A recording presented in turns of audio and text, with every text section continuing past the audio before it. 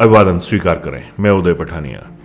अभी आप ये देख रहे हैं एक माहौल जो गरमाया हुआ है, और ये गर्माहट है कांगड़ा एयरपोर्ट विस्तार के चक्कर में जो चला हुआ है उसकी वजह से, और लोग भी गरमाए हुए हैं। लिहाजा आज मैं इस मुद्दे पर खुद कुछ नहीं कहूँगा, जो कुछ भी है वो पब्लिक कहेगी और आप सुनिएगा ज़रूर। हो सकता है कि ये मुद्दा आपको लंबा दिखे, लेकिन इसमें कुछ सवाल और बवाल ऐसे हैं जो सरकार को एयरपोर्ट की जो हवाई पट्टी है उस पर सरकार की ही हवाइयाँ उड़ाने वाले जो दावे हैं या जो बातें हैं जो लोग आम आदमी कह रहा है, उन्हें आप ज़रूर सुनिएगा और अपनी राय भी दीजिएगा। तो चलते हैं सीधे खबर की तरफ। सर, आप अभी गग्गल शहर से होके आए ना, आपने देखा गग्गल शहर कितना अच्छा शहर है। क्या आपको इसको उजाड़ने के लिए मजा आ रहा कुछ? हमारा दिल दुखता है। आपका दिल दुख रहा है? तो सर हम यहाँ पे पैदा हुए तो हमारे दिल में क्या बीतती होगी सर? सरकार का निर्णय। सर आपका सरकार का तो निर्णय ही है ये सर। इस टाइम पे कुछ भी कर सकते हो ना सर। आपके हिसाब से एयरपोर्ट बिल्कुल कामयाब है, और एयरफोर्स वाले ये एयरपोर्ट को बिल्कुल रिजेक्ट करके गए। ये एयरपोर्ट बिल्कुल फेल है। एयरपोर्ट एयरबेस वालों ने, वो हमारे पास लिखित है। एयरबेस वाले सर बिल्कुल रिजेक्ट किया एयरपोर्ट। इसमें कल कुछ भी हो सकता है। हम तो चले जाएंगे सर, हम तो उधर जाएंगे, लेकिन आने वाला टाइम आपके लिए खराब होगा सर, क्योंकि आपने इसको नो ऑब्जेक्शन दिया है इसमें। और मेरे पास रिटन है कि एयरबेस वाले पहले आए थे, उन्होंने एयरपोर्ट चेक किया है, कहते हैं एयरपोर्ट बिल्कुल फेल है। तो फिर किसने नो ऑब्जेक्शन दिया? उन्होंने नो ऑब्जेक्शन दिया सर, और अखबारों में आया हुआ है, और अखबारों के रिटर्न हमारे पास है। हम तो चले जाएंगे सर, हम तो उधर जाएंगे, लेकिन तब तक बहुत देर हो चुकी होगी। पर ये एयरपोर्ट बिल्कुल रिजेक्ट है सर, दलदल है और भूकंप रोधी है ये। जगह तो कांगड़ा धर्मशाला में मेन में जगह तो अब हम जाएंगे। हमें हमारा माँ बाप का 75 साल का जहाँ पर सपना है। 70-75 साल हुए माँ बाप को यहाँ पर ऐसी हालत में। गग्गल क्या था पहले और अब क्या है? कौन चीज धर्मशाला में नहीं मिलती वो गग्गल में मिलती है, कांगड़ा में नहीं मिलती वो गग्गल में मिलती है। हमारे माँ बाप ने सन 65-70 साल से पाकिस्तान से जब से हुआ तब से यहाँ पर सेटल हुए हैं। अब हम चौथी 5वीं पीढ़ी चल रही है, तो हम लोगों का क्या हमारा सोचा है लोग गवर्नमेंट ने? कई लोग तो सोचते हैं कि बोरी मिल जाएंगी, नोट के भर के चले जाएंगे। वो हमारे लोगों के बारे में क्या सोचा जाता है? मेरी धर्मशाला में मेन में जगह दो, जहाँ कांगड़ा में दो, तो अब हम जाएंगे नहीं तो हमारे से बुलडोजर चला दो, कोई टेंशन नहीं हमें। बनेगा नहीं बनेगा, बनेगा नहीं बनेगा। उन्हीं में काम किया था स्टार्ट, 19 सितंबर हमने कहा था कि हम गग्गल नहीं छोड़ेंगे। हम जब तक हमें दुकानों की अलॉटमेंट ना दे तब तक हम नहीं जाएंगे। अब अंदर आप उधर उधर मिल मिला के काम करते रहे। हमने इसलिए ये अपनी मतलब सीएम वगैरह जो चुनी इसलिए कि हमें उजाड़े। ये भी सुखी नहीं रहेगा सर, सुखिंदर सुखी नहीं रहेगा। हमें उजाड़ के वो सुखी रहेगा, वो बिल्कुल दुखी रहेगा। 70 साल माननीय मुख्यमंत्री क्या करेंगे सर? हमारा घर उजड़ रहा है, हमारे बच्चे भूखे मर रहे हैं सर। रोटी रोटी कमाने के लिए हम 70 साल में सुखी रहेगा सर। 70 साल के बाद और जगह पर भेज देंगे हम लोगों को। हमें पता है कि गग्गल शहर पहले क्या था, अब क्या है। हमने कैसे इसको बनाया सर? ऐसे तो नहीं बन सकते वो। हाँ सर, मेरी 60 साल उम्र हो गई है। जब मैंने यहाँ पे गग्गल आया तो बिल्कुल छोटा सा था। मैंने खीरे बेचे, छलिए बेची, हर एक चीज काम किया। आज मैं थोड़े से मुकाम के ऊपर पहुंचे तो आप कहते हैं उजड़ जाओ। अब कहाँ जाएंगे सर? कहाँ जाके अपनी रोजी रोटी कमाएंगे? साडी सुनाई तानू करनी पैनी है। अहीं कुछ नहीं करना, भाई पेट्रोल से साडे ऊपर मार दे। अहीं अपना गग्गल छोड़ के नहीं जाते। सोचो घर के उजाड़ तो देंगे, वो एक कमरे में भी हम लोग। हम सर दूसरी बार माइग्रेट हो रहे हैं, दूसरी बार, पहली बार नहीं दूसरी बार हो रहे हमारे पाकिस्तान से बात हमारे हमें पता है सर कि उजड़ना क्या होता है। हमें पता है उजड़ना क्या होता है। हमारे माँ बाप पाकिस्तान से उजड़ के आए हैं, उन्होंने हमें बताया सर उजड़ना बहुत बुरा होता है सर। हम 10 जगह उजड़ गए, फिर जाके गग्गल बसाया। अब गग्गल बस के तो कहते उजड़ जाओ। हमारे दादाजी बोलते थे, हमारे डैडी जी बोलते थे उजड़ना बहुत बुरा होता है, उजड़ना बहुत बुरा होता है। और वीरभद्र सिंह कहते थे कि मैं गग्गल वालों को कहाँ से बचाऊंगा इनको। वो आते थे, कहते थे, जाते थे। वो अच्छे थे, वीरभद्र सिंह अच्छे थे। राजा सुखविंदर सिंह बिल्कुल नहीं है। इसको पता नहीं, इसकी अपनी जमीन है इधर। तो यहाँ पर आने के बाद 30 साल रहने के बाद बिल्कुल जीरो से आए थे यहाँ पर। तो धीरे धीरे परमिशन लेकर हमने अपनी जगह ली, ठीक है। हाँ 118 में 118 में। अब उसको लिए हुए 8-10 साल हुए हैं, तो अब ये नया पंगा पड़ गया। हम 3 भाई हैं, तीनों ने अलग अलग परमिशन लेके अपने अपने घर बनाए हैं। तो दोबारा से क्या हमारा आगे होगा, हम आगे कहाँ जगह ले पाएंगे या नहीं ले पाएंगे, उसमें भी कोई हमें आज तक क्लैरिटी नहीं। हमने पिछली बार भी पूछा कि हमें बताया कि 118 वालों की क्या पोजीशन है, लेकिन उन्हें आज तक बताया नहीं। अब हम दुकान करते थे कि 2.5-3 कनाल में दुकान है, 30,000 स्क्वायर फुट में काम करते हैं। यदि दुकानें हमें कहाँ पर जगह मिलेगी? हमारे साथ 65 एम्प्लॉयज़ हैं, तो ऐसा तो है नहीं कि हम अभी इतनी जगह जो है वो एकदम ढूंढ लेंगे। तो कुछ ऐसा भी प्रोविजन होना चाहिए कि हम साथ के साथ अप्लाई करके, क्योंकि अगर डिस्ट्रक्शन हुई हम शिमले परमिशन लेने जाएंगे कि अपने लिए लैंड ढूंढेंगे, बनाएंगे या उसे बिल्ड करेंगे, क्या क्या करेंगे। अब देखिए गवर्नमेंट आज पैसे दी थी 6 महीने बाद देगी। गाड़ी की पार्किंग के लिए कोई स्पेस नहीं, जब सीजन में ऊपर कस्टमर जाता है तो पहुंच ही नहीं पाता कि मेट्रो तक पहुंचेगी नहीं पहुंचे, ठीक है, उसके लिए कोई प्रावधान नहीं है। और आपको गद्दा चाहिए कि आपने एयरपोर्ट एक्सटेंड करना है, सर एक से आप टूरिस्ट तो आएगा, वो जाएगा कहाँ पे, वो पहुंचेगा नहीं ऊपर टूरिज्म के लिए। जितने होटल्स हैं उनकी आप कैलकुलेशन निकाल दो, तो आपको 40,000 टूरिस्ट चाहिए दिल्ली का, तब वो फुलफिल होगी होटल सारे। जमीन है, जीएस बाली की जमीन है, चंद्र कुमार की जमीन है, और जितने भी लीडर, संजय चौधरी की जमीन है। ये सर कल को होटल बनाएंगे, इनके होटल को 4 चांद लगेंगे, 10-20 हज़ार रुपये इनको रात को लाइट मिलेगी। और हमें तो उजड़ना मिला ना, हम तो इनके लिए कुर्बानी कर रहे हैं सर। ये बड़े मगरमच्छ हैं, बड़ा मगरमच्छ हमेशा छोटे को खाया जाता है। हम इस मोटर कोई यकीन नहीं है सर, हम 1 इंच भी नहीं देंगे इनको, या तो हमें देना। हमारा बिजनेस कहाँ से चलेगा सर? हमारा गग्गल में बिजनेस चलाते चलाते 50 साल हो गए बिजनेस चलाते चलाते। अब जब बिजनेस हमारा बिल्कुल डेवलपमेंट हो गया, आप कहते हैं उजड़ जाओ, कैसे उजड़ जाए? 2 बार माइग्रेट होंगे, पहले हमारे पिताजी माइग्रेट हुए, दादाजी माइग्रेट हुए, अब हम माइग्रेट हो जाएंगे। उजाड़ा आसान है, आगे बसना बहुत मुश्किल है सर। जबरदस्ती के तो आत्मदाह करने पे आप बैठ जाएंगे, और क्या करेंगे? जबरदस्ती करेंगे तो आत्मदाह करेंगे। सरकार जिम्मेवारी अपने आप लेगी, हमारी आत्मदाह की जिम्मेवारी ले लेगी, फिर और क्या है? परिवार से आत्मदाह कर लेंगे, और क्या है? दुखी तो रहेंगे सर, दुखी तो रहेंगे। डिप्रेशन में तो अभी भी है सर, डिप्रेशन में है। तो देखो ना, मेरी बात सुनो, आपने बता दी ये मिलेगा, आपने ये चीज बोली थी 6 मरले मिलेंगे, डिस्प्लेज। पर आम आदमी को क्या मतलब है, उसका घर जा रहा है, उसको मुआवजा क्यों नहीं मिलेगा? सरकार बाकी चीजें 2013 के हिसाब से ले रही है, पर जब मुआवजे की बात आती है तो कहती 2013 का एक्ट मैं फॉलो नहीं करूँ।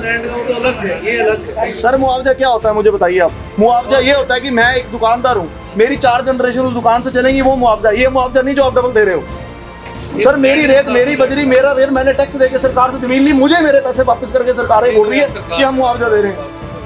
सर मैं लड़ नहीं रहा हूँ, मैं बता रहा हूँ, मतलब हमारी चीजें हमें वापस करके बोला जा रहा है कि हम मुआवजा दे रहे हैं। आप मुझे बताइए कि जब बाकी चीजों के लिए 2013 का एक्ट फॉलो हो रहा है, तो 4 गुना देने के लिए फॉलो क्यों नहीं हो रहा? कौन सा हो रहा है? ये तो कंफ्यूजन है आपको, 13 की एक्ट है। अभी देखिए सर, वही बात आ गई कि आपने बोला जी वन प्रोजेक्ट के लिए भी सरकार से बात करेंगे, जमीन के लिए भी सरकार से बात करेंगे। सर सरकार बात करेगी कब? हमारा उसमें भी नुकसान है सर। नुकसान है सर उसमें भी हमारा। बोल रहे हैं हमारा उसमें भी नुकसान है सर, इस रेट में तो उसमें भी नुकसान है। आप लेके दे दो सर हमें। सर आप 60 लाख रुपए की मेरे को दुकान लेके दे दो, 2 मरले की गद्दे में मिलेगी। इस बार में चर्चा मत करो, मैं आपसे लड़ने नहीं सर लड़ नहीं रहे हम लड़ नहीं रहे। बेसिकली हमें हमारा तो नुकसान इतना, शुरू में ही कहा कि आपके दर्द को, बेसिकली हमें समझ नहीं आ रहा कि बात करनी किससे है। आप ये रेट मत बोलो ना कि सर बेसिकली हमें लोगों को पता नहीं लग रहा कि बात किससे करनी। जो आता है वो अपनी बात बोल के चला जाता है कि ये सरकार के हाथ में ये चीज कर दी है, पर अल्टीमेटली हमने किसके आगे जाके रोना, किसको बोलना जाके बताइए? पहले हमने एडीएम साहब को हमने रिटर्न में दिया, सब कुछ दिया सर, कुछ नहीं हुआ। बुलाया सबको, ये आई आपकी पेशी है जी, आज कांगड़े में आई है। आज तक उसका वो हमें नहीं आया कि क्या उसका आंसर नहीं मिला। तो वो तो क्या सर, वो तो खाना पूर्ति है ना, पहले भी खाना पूर्ति, 20-30 बार गए होंगे सर लोग, पहली बार एक भी रिप्लाई नहीं। उसका बताओ रिप्लाई कहाँ? लड़ नहीं रहे सर, हम परेशान है बेसिकली, हमें समझ नहीं आ रहा। आपको वहाँ से आंसर नहीं है, एसडीएम कोर्ट में पेशी जी, आज बस वो फॉर्मेलिटी की, आपको आ जाएगा जवाब। आपकी बात हमने सुन ली, हम आगे पहुंचा दें। आप भी वही कर रहे हैं कि आपकी बात हमने सुन ली, आगे पहुंचा दें। आज तक आगे नहीं आया विधायक, छोड़ो कोई भी बंदा आगे आके नहीं बोला कि भैया मैं बैठा हूँ, किससे बात करनी है? आप लोग बोल देते हो सिंपली यार हमारे हाथ में कुछ नहीं है, हम तो आगे निर्णय भेजेंगे। तो फिर हम रोए किसके आगे? बताओ आप खुद बताओ कि ये लोग किसके आगे जाके बोले? वार्ड वाइज कन्वर्ट कर दिया, आगे लोग बोल रहे हैं, किसी को समझ ही नहीं आ रही कि करना क्या। तो यही प्रॉब्लम है, नहीं करनी, नहीं देखनी कोई लिस्ट। पहले पता तो लगे कर क्या रहे हो आप लोग, हमें पता ही नहीं लग रहा क्या देखनी है लिस्ट है। मुझे बताओ, सुबह से कोई 6-7 बार बता चुके, आप अभी सर आप फिर बात ही नहीं समझ। आप मेरी बात को समझिए, मैं क्या कह रहा हूँ। देखो हम आपसे कोई लड़ नहीं रहे, हम ये कह रहे हैं कि आपने लिस्टें दे दी, आप जी चेक कर लो, ये डिस्प्ले भैया बताओ तो सही एग्जैक्टली कि देना क्या है। ये प्रोजेक्ट होना तय सर नहीं तो कोई एक व्यक्ति तो आए जो बोले कि मेरे हाथ में है भैया, मेरे से बात करो, मैं बताता हूँ आपको। क्या आप भी 100% तो आप भी श्योर नहीं कर रहे? तो मुख्यमंत्री जी फिर आप मुख्यमंत्री जी से बात करिए सर, इस सुनवाई का कोई आगे आगे नहीं बोलेगा। भैया बताओ, मैं बैठा हूँ, मैं यहाँ इंश्योर कर रहा हूँ स्टेबल पे कि ये चीज होएगी जनता के लिए। यार कितने के लोग उजड़ रहे, आप इतना बड़ा प्रोजेक्ट बना रहे हो, इतने बड़ा प्रोजेक्ट आप बना रहे हो और लोगों की सुनने वाला कोई नहीं है। हद है यार, सबसे गंदा एक्ट है सर ये शॉप का।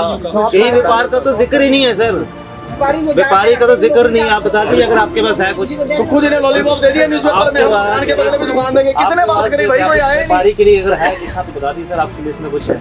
मुआवजे की बात भी मेरे को तो समझ नहीं, तीसरी चौथी बारी हो रहा है शायद। आप साहब लोग पहली बारी आए ना, रेवेन्यू वाला तो आने यार सर, जो आप देखो ना सेक्शन नहीं सर, उनका जो परिवार रह रहे वो भी आप नहीं सर, नहीं है इस टाइम हाँ नहीं करिए, ये बार ऐसे ही होता है। वहाँ भी ऐसे करके हाँ करने लग जाते हैं और इन्हें जो आपने परिवार के तौर पे लिया जाए। वो 18 साल का अभी है, किसी का 27 साल का भी है, किसी का 30 साल का भी है, किसी का 32 साल का भी है। वो 1 महीने के बाद 2 महीने के बाद उसकी भी फैमिली बनेगी, तो क्या वो फैमिली नहीं रहेगी क्या है ना?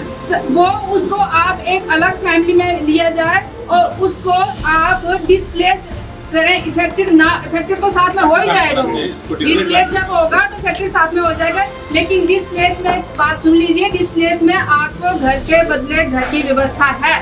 उसमें आपको अगर 6 मरले सरकार बोलती है तो डिस्प्लेस में 6 मरले की व्यवस्था है, इफेक्टेड में व्यवस्था नहीं है। इफेक्टेड में आपको 5 लाख के अमाउंट की व्यवस्था है, उससे ज्यादा कुछ नहीं है।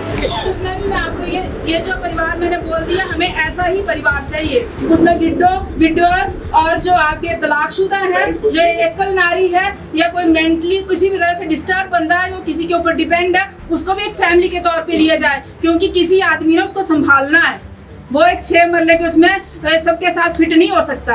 तो इसमें ये जो चीज़ें हैं ये फैमिली की उसमें परिभाषा में शामिल की जाए। हम सरकार से इनके माध्यम से सरकार से यही मांग रखेंगे और मैंने ये सब कुछ लिखा हुआ है, इन रिटर्न रखा हुआ है। तो फैमिली तो होगी एक तरफ। अब उसके बाद जो आता है कि फैमिली में 6 मरले से हमारा कोई काम नहीं बन सकता। हमारे घर देख लिए जाए, उसमें विजुअल देखा जाए, उसमें जाके देखा जाए, किसी का घर जो है 12-15 मरले से कम नहीं है।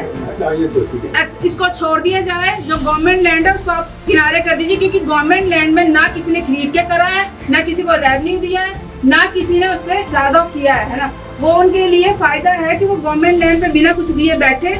और अब हम चाहते हैं कि उनको कुछ दिया जाए, उनको भी हमारे ही जैसे अगर वो हमारे परिवार रजिस्टर में शामिल है, मैं हमारी पंचायत को वोट दे रहे हैं, राशन कार्ड है, रेवेन्यू दे रहे हैं, सब कुछ दे रहे हैं, तो उनको लैंड लेस नहीं किया जाए, उनको भी जो आपका एक प्रावधान है उसके साथ दिया जाए, उसमें दिया जाए। वो आप 6 मरले से हमारी बात नहीं बनेगी, कम से कम एक फैमिली को 15 मरले से नीचे ना रखा जाए, भूमि वाले उनको किसी को भी 15 मरले के नीचे ना रखा जाए। और फैमिली की परिभाषा वही रहे, चाहे वो 4 बेटे हैं किसी का, तो आपको चारों को ही करना पड़ेगा कंसिडर, क्योंकि 4 की फैमिली में उसके आगे 2-2, 3-3 बच्चे हैं, वो 6 मरले में फिट नहीं होता आपके। तीसरी बात ये है कि हमारा जो 95% जो लोग हैं एरिया है, जो कमर्शियल एरिया है, व्यापार करते हैं लोग, बहुत कम लोग जो है वो सरकारी नौकरी करते हैं, कोई दूसरी नौकरी करते हैं। व्यापारियों का ये है कि जिस दिन से नोटिफिकेशन हुई है उस दिन से हमारा व्यापार प्रभावित होना शुरू हुआ है और आज से 6-7 साल तक हम प्रभावित ही रहेंगे। अब मुझे बताइए कि जब से नोटिफिकेशन हुई है और उसके 7 साल आगे जोड़ लिए जाए, हमारे बच्चों की फीस कौन देगा, हमारे लिए खाने का प्रावधान कौन करेगा, अगर हम रेंट पे रहेंगे तो हमारे रेंट का प्रावधान कौन करेगा, और अगर हम दुकान रेंट पे लेते हैं तो उसका प्रावधान कौन करेगा। सरकार को ये देखना है कि 7 साल के पीरियड का हमें जो है एक मुआवजा दिया जाए, 7 साल तक ही दिया जाए, पर मंथ दिया जाए, क्योंकि खाना सब कुछ हम फीस, खाना, ये दवाई दारू सब कुछ है जो हम पर मंथ हमें चाहिए। ये नहीं है कि अब साल का एक मुश्त आपको 3,000 रुपये झोंक दिया, क्या होता है 3,000 रुपये? मुझे बताइए कि 3,000 रुपये में आप गुजारा कर पाएंगे? आपकी बच्चे की फीस, आज तो पहले तो सरकारी स्कूल में 5 पैसे 10 पैसे 15 रुपये फीस होती है, आप तो सरकारी स्कूल में फीस देखो कितनी है। बाकी प्राइवेट स्कूलों की तो आप बात ही छोड़ दीजिए कि आज आप फीस नहीं दे पाएंगे 3,000 रुपये में। आप रोटी सब्जी तो क्या खानी है, आपके साथ बुजुर्ग भी हैं, उनकी दवा दारू का व्यवस्था भी है, सब कुछ है, लेकिन आप 3,000 में 3,000 तो हमें कतई मंजूर नहीं है। जब जो फैमिली की डेफिनेशन हो जाएगी उस डेफिनेशन के आधार पर फैमिली को 30 से 35,000 रुपये पर महीना मिलना चाहिए, या तो उसका रिकॉर्ड चेक कर लिया जाए कि उसका खर्चा क्या है, उसका रेवेन्यू क्या सरकार को दे रहा है, क्या उसका ये है, उसका जीवन स्तर क्या है रहने का। डेमोक्रेसी में जीवन स्तर को उठाया जाता है, ना कि गिराया जाता है। सरकार की जो हम ये देने की व्यवस्था देख रहे हैं कि उनका 25,000 50,000 इंदिरा आवास योजना, ये तो हम जीवन स्तर उठा थोड़ी नहीं गिरा रहे हैं। हम कोई झुग्गी झोपड़ी तो थोड़ी छोड़ के जा रहे हैं आपके लिए। हम आपके लिए कि बड़ी अच्छी व्यवस्थित जगह छोड़ के जा रहे हैं, हाईवे का किनारा छोड़ के जा रहे हैं, बस अब शायद बिजनेस छोड़ के जा रहे हैं, किनारों में बिजनेस फैले हुए लोगों के। तो क्या आप उस बिजनेस के लिए तो आपके एक्ट में, सरकार के एक्ट में प्रावधान ही नहीं है। सबसे पहला सवाल ये है कि जब आप एयरपोर्ट बनाने चले, आपने पहले पढ़ा होगा, पहले देखा होगा कि आपके एक्ट में आपको दिखा नहीं कि हम बाजार उजाड़ने जा रहे हैं और बाजार के लिए प्रावधान क्या है हमारे पास। जिस चीज का आपके पास प्रावधान नहीं था उस चीज की तरफ आप चले क्यों? और अगर आप चल ही पड़े तो आप यहाँ तक पहुँच गए तो उसकी व्यवस्था पहले होनी चाहिए थी।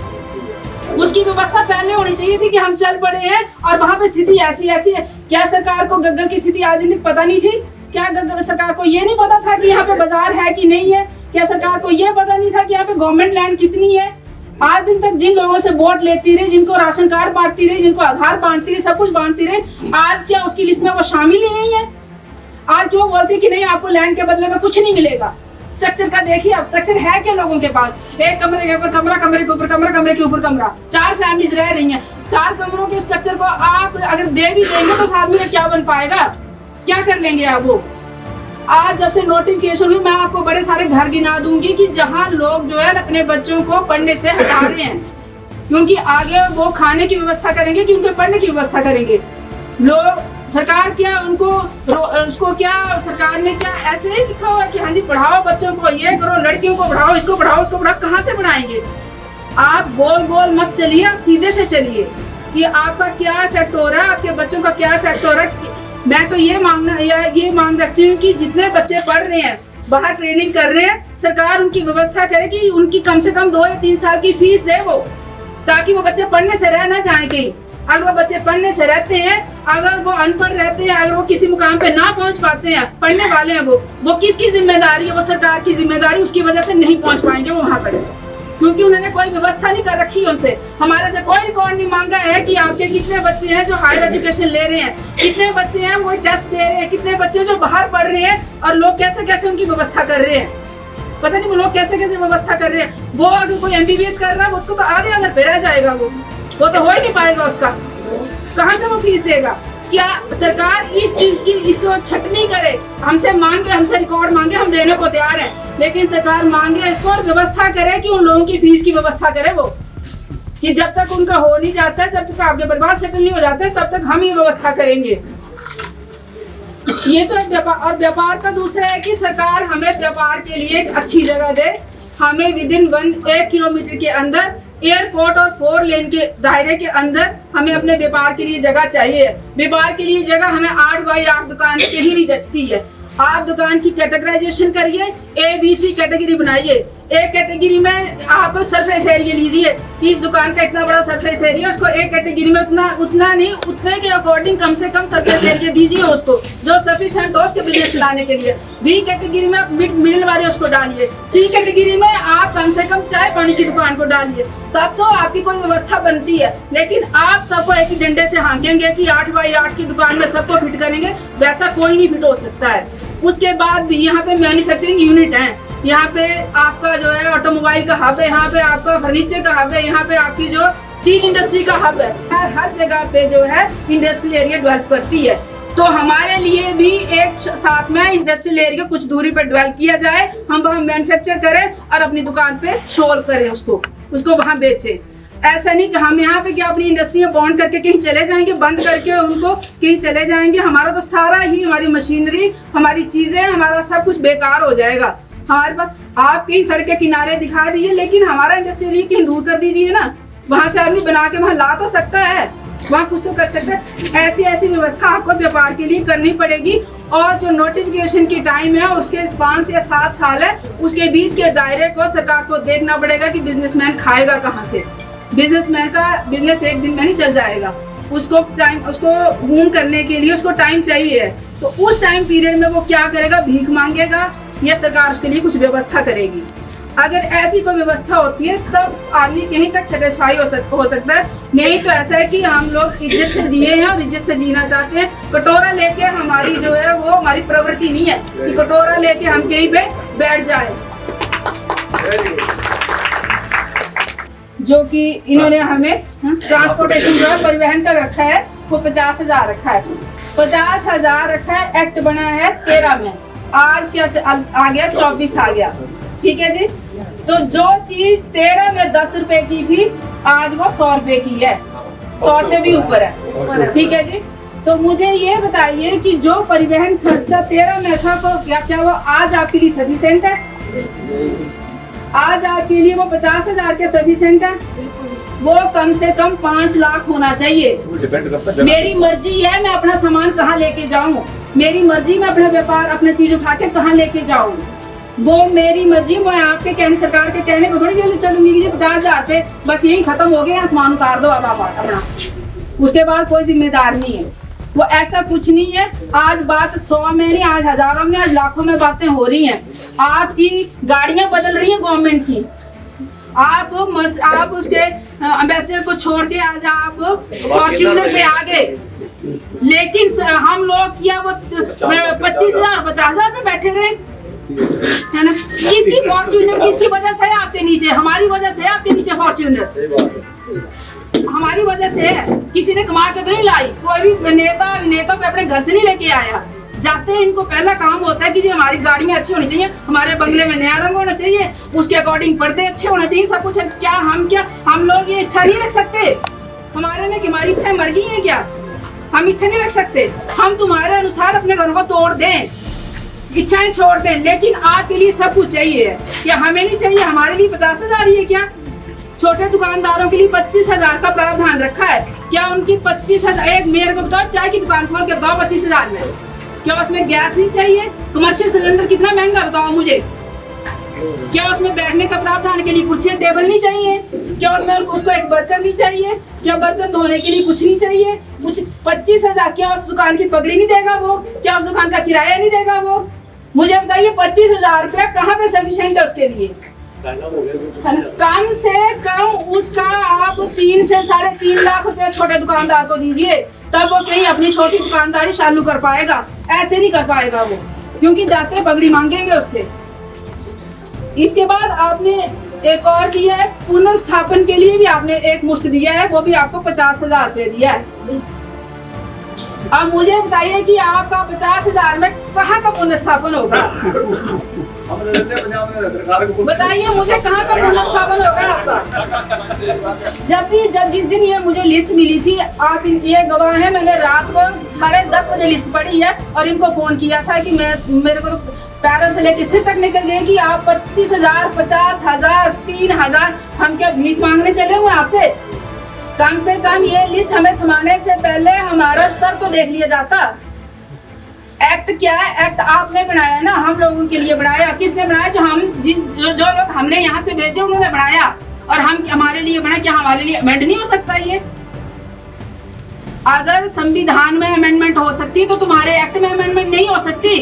अगर ऊपर से सेंट्रल गवर्नमेंट बोलती है कि 4 गुना मुआवजा मिलना चाहिए, और स्टेट गवर्नमेंट को वो बोलती है कि आप अपना प्रावधान देखिए आप कितना दे सकते हैं, वो कहती है नहीं जी 15 में उन्होंने कह दिया कि नहीं जी हम तो सिर्फ एडिड स्टेट है, हम 2 ही दे सकते हैं।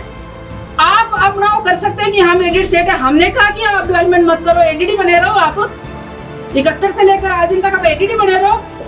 जब आम आदमी अपनी डेवलपमेंट कर सकता, तुम लोग क्यों नहीं डेवलपमेंट करते हो? तुम्हारे खामियाजे हम भुगते। हम क्यों नहीं 4 गुना मुआवजे के हकदार हैं? हम हकदार है 4 गुना मुआवजे के। हम रूरल एरिया में रहते हैं, हम पंचायती एरिया में रहते हैं, हम कोई किसी नगर परिषद इसमें नहीं रहते हैं। हम 4 गुना मुआवजे के हकदार हैं। अगर सरकार ऐसे न दे तो आप लोगों में जोर होना चाहिए कि आप इस चीज को मांगे और चीज को लें। ये आपकी जिम्मेदारी है, हमारी जिम्मेदारी सिर्फ बताना है आपको। और अगर आप चलेंगे तो हम आपके आगे भी चलेंगे, हम आपके पीछे भी होंगे, हम हर जगह होंगे आपके साथ। लेकिन ये चीजें लेना 25,000 की जगह 2.5 लाख और 3 लाख लेना वो आपकी जिम्मेदारी है। 50,000 की जगह 5 लाख लेना आपकी जिम्मेदारी है। 5 लाख की जगह 15 लाख लेना आपकी जिम्मेदारी है। वो हम आपको बता सकते हैं, आपको अंधेरे में नहीं रहना है। सबको अगर विस्थापित होना है तो मकान तो दोबारा बनाने पड़ेंगे। सरकार से गुजारिश है, सीमेंट आपके अपने हिमाचल में बनता है, ठीक है। जब भी ऐसी व्यवस्था, ऐसी स्थिति होती है तो जो हमें सीमेंट का प्रावधान है वो PWD के आधार पे होना चाहिए, उसमें टैक्स फ्री होना चाहिए बिल्कुल, ना GST हो, उसमें कोई किसी तरह का कोई टैक्स ना हो। हमारा प्रदेश है, हमारे प्रदेश से जब ये चीज पैदा होती है और आप जबरन हमें हमारे घरों को तोड़ के हमसे ले रहे हैं चीज, तो हमें हमारे ही प्रदेश की चीज हमें वो कम से कम दाम में मिलनी चाहिए, ताकि हम कल को अगर कुछ करें तो हमें भी वही रेट मिलना चाहिए जो PWD वगैरह लेके आते हैं और ये करके आते हैं। हम भी आपके आदमी है, कोई बाहर के आदमी नहीं है। उसके बाद की जैसे बरमाना में कहीं भी है जो इफेक्टेड हुए हैं, उनकी यूनियनें बनी हुई है और वहीं के ट्रक लगते हैं, वहाँ पे वहीं के लोगों को रोजगार होता है। जब भी एयरपोर्ट की कोई भी, चाहे वो कैंटीन खुलती है, चाहे वो टैक्सियां लगती हैं, चाहे वो टेक्नीशियन लगता है उधर, चाहे वो आपका गाड़ी क्यों ना हो, कुछ भी है, छोटे से लेकर बड़े स्तर का जो है वो फर्स्ट प्रायोरिटी जो है वो नियर बाय जो इफेक्टेड एरिया उनके बच्चों को होनी चाहिए और स्पेशली पहले उनको बुलाया जाए और उनको रखा जाए। सरकार एक चीज का और प्रावधान करे कि अगर वहाँ पे कोई उस चीज से ऊपर की कोई व्यवस्था होती है, कोई पोस्ट निकलती है, तो हमारे पढ़े लिखे बच्चों को उस चीज की स्पेशल ट्रेनिंग दी जाए और उनको वहाँ पे फिट किया जाए। उनको ये बहाना नहीं होना चाहिए कि आप तो ट्रेंड नहीं है इसके लिए। कौन ट्रेंड नहीं हो सकता है? कौन ट्रेंड नहीं हो सकता मुझे बताइए। उस उनको ऑप्शन दी जाए कि आइए ये जो चीज ये पोस्टें निकली है, इसके लिए ये क्वालिफिकेशन है और आपको हम इसके लिए ट्रेनिंग दे रहे हैं और ट्रेनिंग लीजिए और यहीं पे फिट हो जाइए आप। तो ये चीज प्रायोरिटी के हिसाब से होनी चाहिए। इसमें कोई ऐसा नहीं कि टैक्सी के लिए आप बाहर से टेंडर मंगवा लो, कैंटीन के लिए भी आप कहीं और से टेंडर मंगवा लो, किसी और चीज के लिए भी आप कहीं और से मंगवा लो, वो हमें कतई मंजूर नहीं होगा। वो हमारे जो इफेक्टेड लोग हैं, हमारे जो बच्चे हैं, हमारे जो है वो उनके लिए ही आरक्षित होना चाहिए। इसके लिए इंदिरा आवास योजना आपकी कोई मंजूर नहीं है, क्योंकि पंचायतों में जो हमें लैंडलेस लोगों के लिए, गरीब लोगों के लिए पैसा आता है वो इसी योजना के तहत आता है। ना हम लैंडलेस हैं, ना ही हम गरीबी रेखा के नीचे हैं। अगर हो रहे हैं तो सरकार की, अगर हम लैंडलेस हो रहे हैं, अगर हम गरीब के ही अपने इससे विस्थापित हो रहे हैं तो हम सरकार की वजह से हो रहे हैं। हम सरकार के बेनिफिट के लिए हो रहे हैं, हम अपने बेनिफिट के लिए नहीं हो रहे हैं।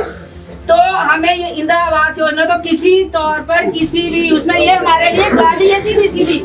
इंदिरा आवास योजना में हमें शामिल करना हम लोगों के लिए गाली है, क्योंकि आप करोड़ों करोड़ों के मकान में रह रहे हो। 1.5 लाख का मकान आपको देना, आपके मुंह पे तमाचा है ये कि आप इसमें 1.5 लाख के मकान में रहो और एक कमरा, क्या आप उसमें अपनी जिंदगी जी सकते हैं? मुझे बताओ कि सरकार ने आपको कंपेयर कहाँ करा है? आपने सरकार को किसके साथ कंपेयर करा? आपको सरकार ने एक लैंडलेस और एक गरीबी रेखा से नीचे जो आदमी रहता है उससे कंपेयर करा। आपको गाली दी सरकार ने आपको इस चीज की। क्या आपको बर्दाश्त है ये? नहीं। कम से कम जो इंदिरा आवास योजना के तहत आपको हर चीज को छोड़ के जो दिया जा रहा है, 1.5 लाख रुपया जो दिया जा रहा है ना, वो कम से कम भी 25 लाख से कम नहीं होना चाहिए। 25 लाख से कम नहीं होना चाहिए। एक छोटा सा घर बनता है 25 लाख में। हम ये CHC सेंटर बना रहे हैं, ऊपर कमरा लगाए बनाने, 5 लाख रुपए सैंक्शन हुआ है। इस वक्त हम 3 लाख रुपए खर्च कर चुके हैं। यहाँ फर्श डालने को है, खिड़कियां दरवाजे लगने को है, प्लस्तर होने को है, बिजली की फिटिंग होने को है और गनीमत है कि पौड़ियां पहले से बनी हुई है, नहीं तो सीढ़ी लगानी पड़ती है हमें। अब मुझे बताइए कि एक कमरा विदाउट वॉशरूम है, वो विदाउट किचन है, वो अगर सरकार खुद इसके लिए 5 लाख रुपए डिसाइड करती है तो हमारे लिए घर के लिए 1.5 लाख डिसाइड करती है। सरकार के पैरामीटर कहाँ काउंट होते हैं यहाँ के लिए? अपने ही एक कमरे के लिए 5 लाख रुपए दे रही है, लेकिन एक घर के लिए वो 1.5 लाख रुपए दे रही है। किस पैरामीटर में फिट कर रही है हमें वो? अगर हमें 80 लाख दिया, 80,000 दिया तो ना आपको 1.5 लाख देते हैं, तब मैं बोलती कि कोई पैरामीटर है सरकार का। यहाँ कोई पैरामीटर है सरकार का? ये हमें किसी भी सूरत में मंजूर नहीं है। ये मैंने जो बोलना था मैं बोल रही हूँ, लेकिन लेना और करना आपकी जिम्मेदारी है। सीधी सी बात, मैं बार बार इस चीज को हर उसके साथ पॉइंट के साथ आपको बोल रही हूँ कि मैंने बताना है और लड़ना है। हम जब मीटिंग में बैठेंगे तब भी मैं इसी मुद्दे पे लड़ूंगी, इसी मुद्दे पे बात करूंगी। सब वीडियोग्राफी होगी, सब कुछ होगा। हाँ जी, तो ये है। तो मुझे ये बताइए कि मैं वहाँ भी लड़ूंगी। मैं आज दिन तक लड़ती ही आई हूँ और लड़ाकी के तौर पे मशहूर हूँ वहाँ पे। जब DC ऑफिस की पौड़ियाँ चढ़ती हूँ तो मुझे यही बोलते हैं सारे। तो ये कि मैं आपके लिए लड़ रही हूँ, आप अपने आप के लिए लड़ लो, थोड़ा सा लड़ लो, थोड़ा सा निकल लो, अगर जिंदा रहना और इज्जत से जीना तो। सर्वे करा है सारा, ठीक है, जिसने मुर्गी पाली है उसका भी लिखा हुआ है, जिसने बकरी पाली है उसका भी लिखा है, जिसने गाय पाली है उसका भी लिखा है, सब कुछ लिखा है इन्होंने। लेकिन अब वापसी में कुछ नहीं है, मुर्गी के लिए कोई जगह नहीं है, गाय के लिए कोई जगह नहीं है, आपकी बकरी के लिए कोई जगह नहीं है ना। कहीं क्या जहाँ कहीं जाएंगे वहाँ पेड़ के ऊपर टांग देना उसको, ठीक है जी। आप जहाँ कहीं जाएंगे अपनी गाय बकरी भैंस को पेड़ पे टांग देंगे। अब ये बताओ कि ये जो पशु है वो जो आवारा ना घूमेंगे तो क्या होगा? आवारा ही छोड़े जाएंगे। और क्या सरकार अंधी थी जब वो सर्वे करा रही थी? उसको दिख नहीं रहा था कि हमारे पास कैटल का भी ब्यौरा आ रहा है, हमारे पास और जो इनके हैं सुअर पाले हैं, किसी ने बकरी पाली है, किसी ने मुर्गे पाले हैं, वो छह मरले में पाल देंगे सब कुछ ही, बच्चे भी वही पालेंगे और मुर्गे कुत्ते भी वही पालेंगे, सब कुछ वही करेंगे। तो फिर वो गाय जो है उठा के या तो आप डीसी ऑफिस में बांध आना, एसडीएम ऑफिस में बांध आना, एडीसी ऑफिस में बांध आना, कहीं भी बांध आओ उसको जाके, क्या प्रॉब्लम है?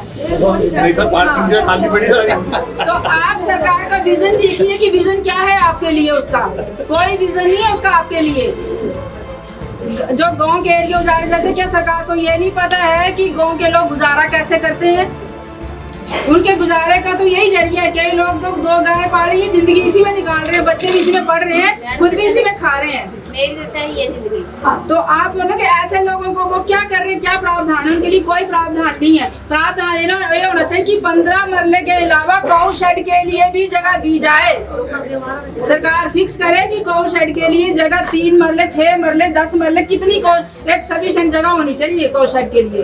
वो इनके पटवारियों को भी पता है, रेवेन्यू को पता, सबका पता है कि कैसी कितनी जगह होती है। और आप लोग डिमांड कर सकते हैं कि हमारे पास कितनी है, 2-4 मरले में गौ शेड है, 2 मरले में, 6 मरले में, कितने में है? तो हमें एक प्रॉपर एक सफिशिएंसी जगह चाहिए। हम कनाल नहीं मांग रहे हैं उसके लिए, गाय के लिए जितनी जगह होनी चाहिए उतनी ही मांगी जाएगी, लेकिन कम से कम हो तो सही। किराए की दुकानें लेके कर रहे हैं या कोई वैसे ही किराएदार रहता है, उसको कितना टाइम हुआ कितना नहीं हुआ, हम क्यों डिफाइन करें कि उनको 3 साल हुए, 10 साल हुए, 6 साल हुए? हमारे लिए तो वो किराएदार है और अपनी रोजी रोटी कमा रहे हैं इधर से। उसको भी शामिल किया जाए क्योंकि उसका रोजगार जा रहा है।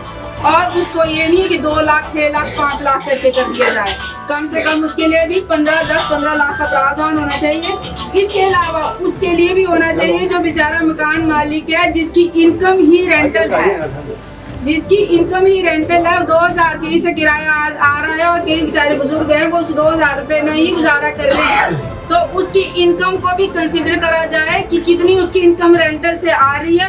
उस इनकम को कम से कम 2 या 3 साल उस बुजुर्ग आदमी को या कोई भी उसका ओनर है उसको दिया जाए, ताकि वो अगली कोई तैयारी अपनी करने से पहले उतने दिन भूखा ना मरे, अपने दवाई का इंतजाम करता रहे अपने किसी, क्योंकि उसकी इनकम का हिसाब लगाओ। अगर वो 2000 रेंटल से इनकम लेता है, अगर 10 लेता है, अगर 50 लेता है, कितनी लेता है, उसका जीने का स्तर उसके अकॉर्डिंग होगा, उसकी फैमिली भी उसके अकॉर्डिंग होगी।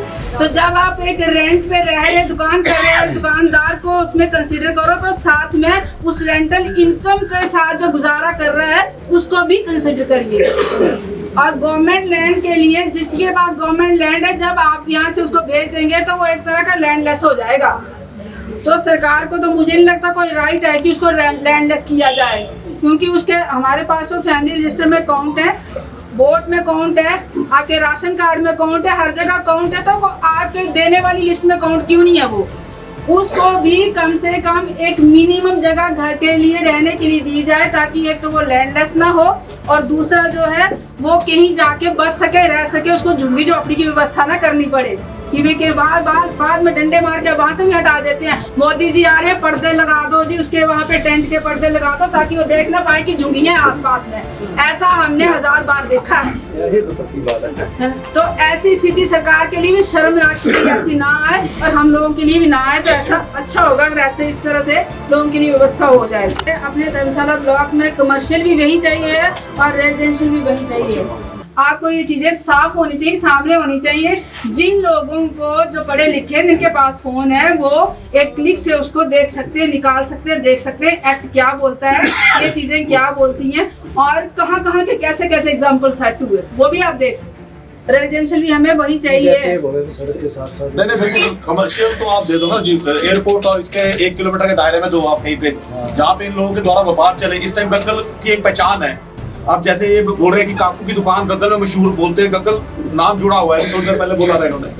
तो हम ये चाहते हैं कि दोबारा से अगर काकू जी अपनी दुकान वहाँ पे स्थापित करें तो नाम इनका चले ना। अब धर्मशाला के अंदर जाके ये बैठ जाएंगे, जो 30 साल पहले के वहाँ पे बैठे होंगे वो काकू ज्यादा हो जाएंगे, ये काकू फेल हो जाएंगे। हम लोगों के जो लोग हैं खरीदार हैं वो यहीं के आसपास के हैं, हम लोग यहीं रहेंगे तो हमारे खरीदार भी वैसे बने कस्टमर इसी सराउंडिंग एरिया के हैं, 5-6 किलोमीटर के दायरे की। हमारे व्यापार जो 10 सालों में डेवलप होने हो सकता है, 2-4 सालों में डेवलप हो जाएंगे। फिर आपकी सर्वे टीम को बिठाइए, आप हमारे सेक्रेटरी जी बैठेंगे और एक और तीसरा आपके रेवेन्यू टीम बैठेगी। हमारे से हमारे तरफ से वो करेंगे। हमारा जो है हमारी जो लिस्ट है उसको क्लियर कराइए। हमारी लिस्ट ऐसी इस तरह से क्लियर होनी चाहिए कि जो है एक तो पूरा रिकॉर्ड आना चाहिए, उसके बाद जो है जो मिल्कियत है उसका अलग लिस्ट बनाइए, जो आपके पास जो है जो आपके पास गवर्नमेंट लैंड की अलग लिस्ट बनाइए, क्योंकि जो आपके रेवेन्यू रिकॉर्ड में जो है गवर्नमेंट लैंड की लिस्टों के नाम नहीं आ रहे हैं, गवर्नमेंट लैंड में उनको हम आपके अपने परिवार के क्लियर कराएंगे। मिले चाहे कुछ ना मिले तो नाम आना चाहिए ना लिस्ट में। तो हमारे आप स्ट्रक्चर को नंबर लगा रहे हो, स्ट्रक्चर को नंबर लगा रहे हो आप लोग, ये स्ट्रक्चर नंबर इसका जी डिमोलिश करेंगे आप कल को, मगर आप उसको ना डिस्प्लेस फैमिली में ले रहे हो ना अफेक्टेड फैमिली में ले रहे हो। जो जगह है उसका नाम तो आना चाहिए, परिवार से कोई छूटना नहीं चाहिए। जो रेवेन्यू से छूटता है उसे हम परिवार लिस्ट से क्लियर करा देंगे। सर्वे में यही तो आने नहीं, रेवेन्यू वाला तो आना ही आना, पर जो आप देखो ना सेक्शन नहीं सर अंदर जो परिवार रह रहे वो भी आ गए। नहीं सर नहीं है, इस टाइम हाँ नहीं करिए, ये बार बार ऐसे ही होता है, वहाँ भी ऐसे करके हाँ करने लग जाते हैं। जो आपने लिस्ट दी है हमें जो लिस्ट आपसे कह रही हूँ कि हमारा रेवेन्यू रिकॉर्ड जो है वो हमारे परिवार से मैच होना चाहिए और इनके सर्वे से मैच होना चाहिए। ये तीनों चीजें मैच हो गए, अच्छी लिस्ट बननी चाहिए और हम सेटिस्फाइड होना चाहिए।